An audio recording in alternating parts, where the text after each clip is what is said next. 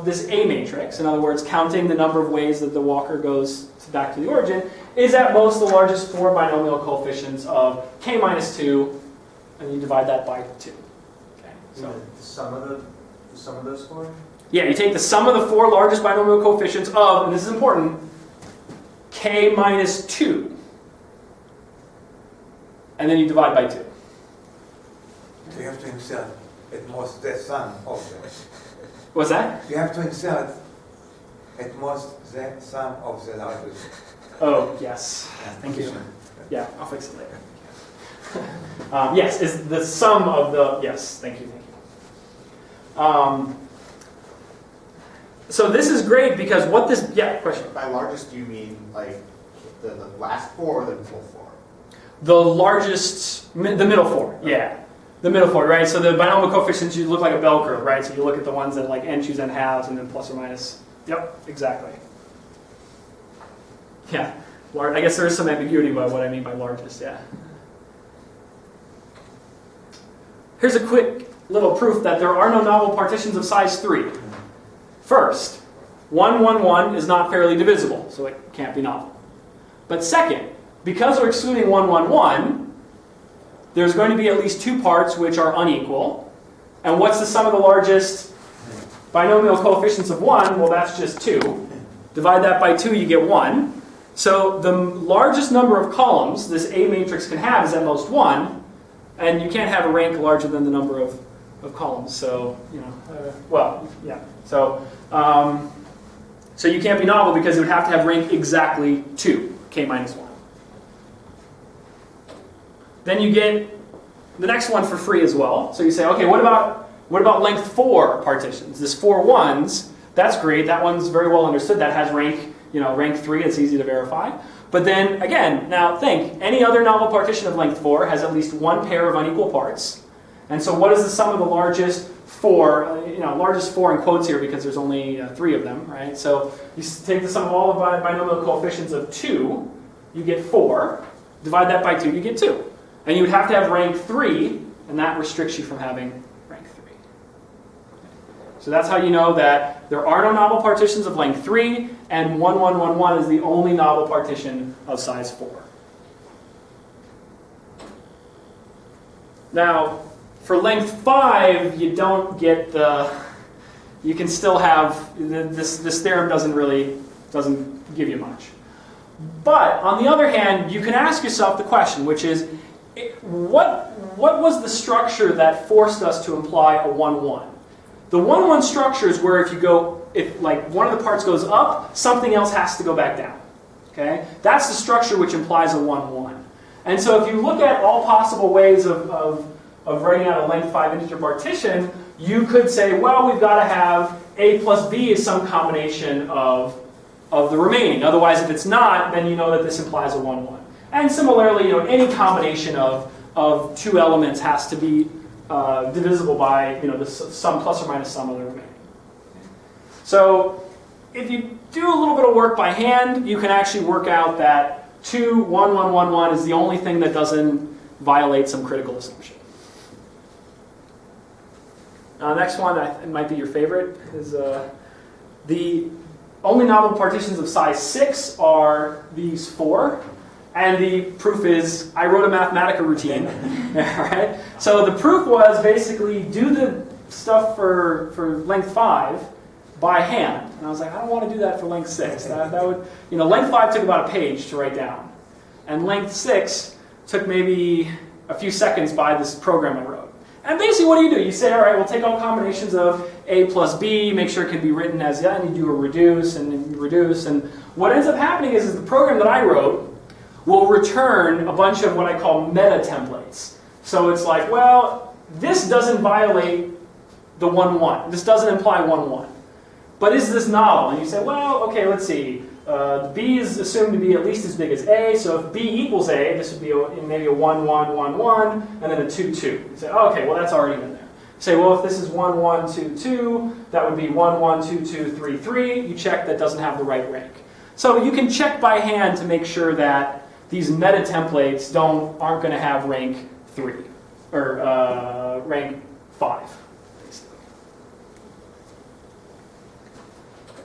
For 7, proof is also by computer, but I forgot how long it took, so I ran it last night, and I forgot I was running it.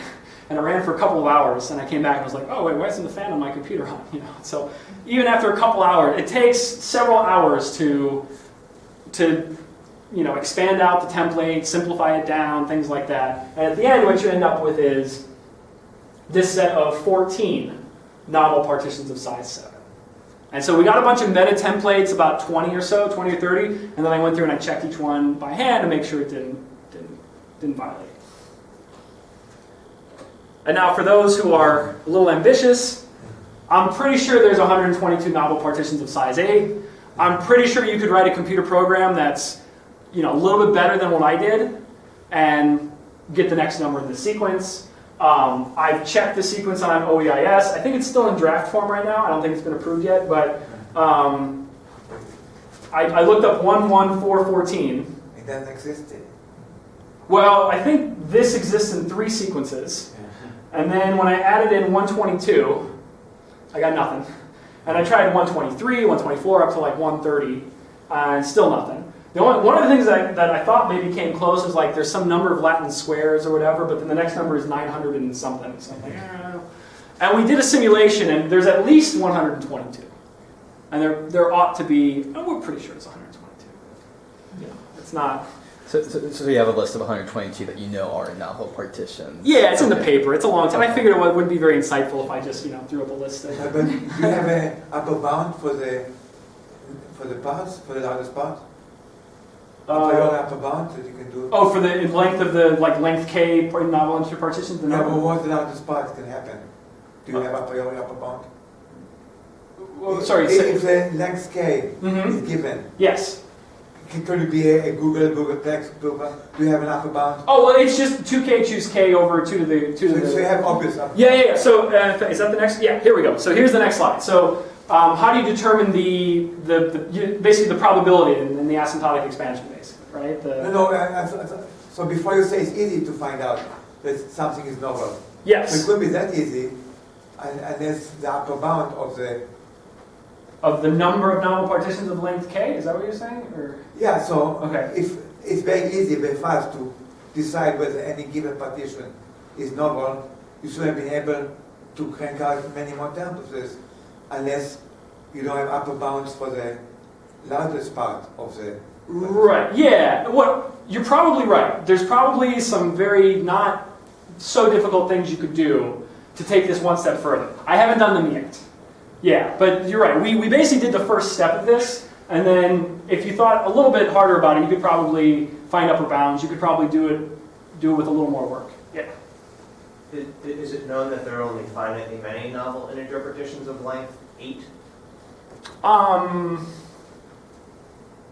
That's a good question.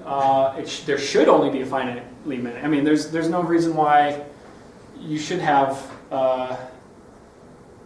There's no reason why it shouldn't be finite. Let's put it that way. Finally given k, do you know? Yeah. Can you prove that it's only finitely many? Well, let's see. Did I prove that there's only finitely many? No. Can I prove? Probably. Yeah.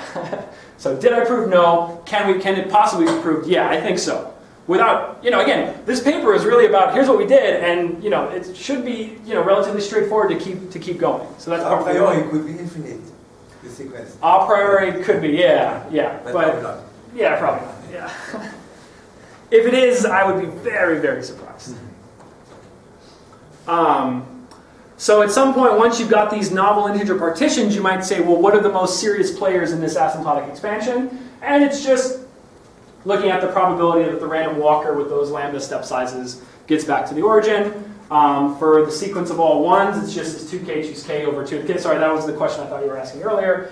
And then obviously if it's not evenly divisible, you get a 0, and then you can just calculate the probability by hand. Then sort of it's a little more involved to say, okay, well, overall,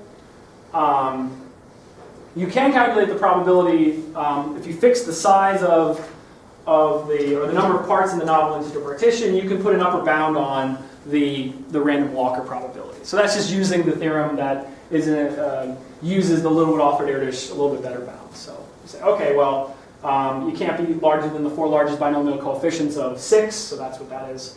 They're suitably normalized.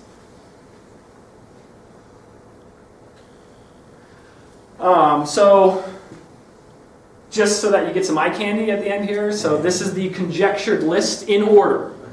Okay, so this is not a proof. But this is, you know, you look at the first few novel partitions, and it really should be something like this. You should really see mostly 1s. The 1s are really dominating this. But then you'll see at some point you see a 2, and then 2 2s, and it's not until you get to 25 that you see your first 3. And you might say, when do you see your first 4? And, well, even at 59, you don't even get a 4 just yet. Okay? So, very rich structure. You might call this the novel partition fondue or something. But that's kind of how we... A little delayed on that one. Okay, so... that's more or less how the structure we believe. I mean, it's a conjecture, of course, but I'd be pretty surprised if it wasn't more or less like this. Last thing I would say is another direction you might go. So I'm wrapping up now, and one direction you might go is instead of looking at classifying novel partitions, instead of looking at the exponential rate of decay, you might ask yourself this question of, okay, well, let's say I really did want to prove the simplest conjecture. I might have to condition on an occurrence or non-occurrence of a particular event. And this is where the interaction between the left null vectors and right null vectors might come into play. Because, for example, if you want to avoid a 1-1 on one side, what that means is that you take, say, one of these novel partitions of size n. So let's say you have an n by n matrix. To avoid 1-1 on one side, you have to take as your columns the elements from the Bernoulli orthogonal complement, and you have to take a unique set of them. Because if you take 2 which are the same, you imply a 1-1 on the other side. So in order to sort of maybe try and grasp the dependence between the left and the right, you might have to think about conditional probabilities and thinking about, okay, well, what would have to happen in order to avoid one particular type of novel partition. And you can carry this one step further, avoiding 1-1 and 1-1-1-1. It's really just a cute little exercise in you know, choosing columns in a thing and then fiddling with 1s and -1s.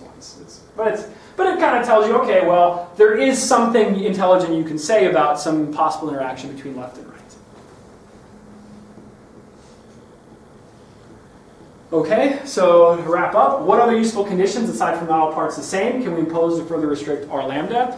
For example, if you have parts 1, 2, and 4, then 1, 2, and 4, and then you have k minus 3 other parts, then I can guarantee you that then the R lambda is at most the sum of the largest 8 binomial coefficients of k minus 3 by taking that k minus 2 largest 4 to the next level. Now there aren't, most of the time those partitions have like two arithmetic progressions of like 1, 2, 1, 2. So this 1, 2, 4 is not very interesting, but you might actually be able to get more terms of the asymptotic expansion just by doing simple tricks like that to try and bound these probabilities. Excuse me. You might also consider further interactions between rows and columns, like the R11 complement, etc. And then finally, the more interesting question might be classifying or counting, as was asked, all novel partitions of size 8, 9, etc. Or even if you could provide even a good upper bound on the possible number of length k, you know, like we talked about earlier. So those are some interesting directions. I'd be happy to talk with anyone as well if they're interested in maybe trying to wrap their head around it a bit more. Thank you.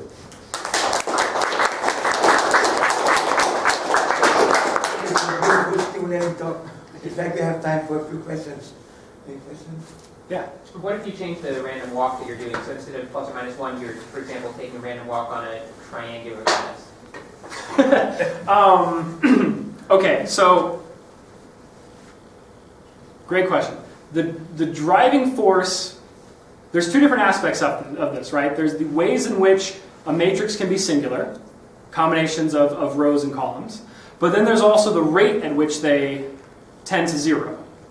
And so I guess in that setting, the rate at which they tended to 0 would be a bit different, right? And so what you would probably try and do is prove an analogous theorem to the Littlewood-Alford-Erdős bound, and then another analogous one to the extension that we proved, which restricted the possible, combinations of getting back to the origin. Does that? I mean, there would be a different set of novel partitions in that context, right? Yes, so depending on, again, this is specifically for random Bernoulli matrices, and you get this really nice random walk structure, very simple to state and classify. What I would probably do if I was going to develop this, I would probably start with the development in the paper with Richard Arratia. It was written on the first slide. It's joint work with Richard Arratia at USC.